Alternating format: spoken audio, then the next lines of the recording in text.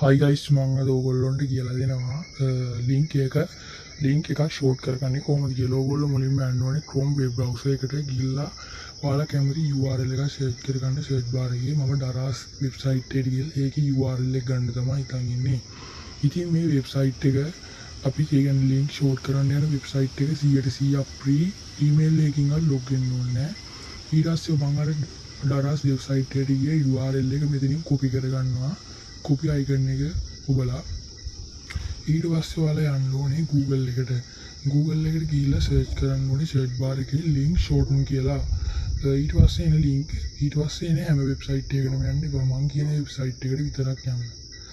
මම website එකේ නම කියන්නම්. ඔය උඩම තියෙන්නේ ඔය set.ms කියලා ඒකට යන්න. ඊට පස්සේ මෙතන link එක enter කරන්න paste URL to shorten කියලා එකක් තියෙනවා.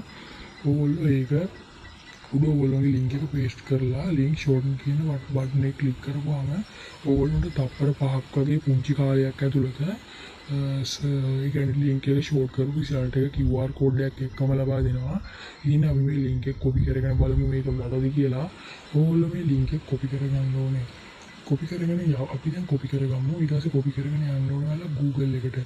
Google එකට හරි Chrome එකට හරි යන්න මම Chrome browser එකට යනවා.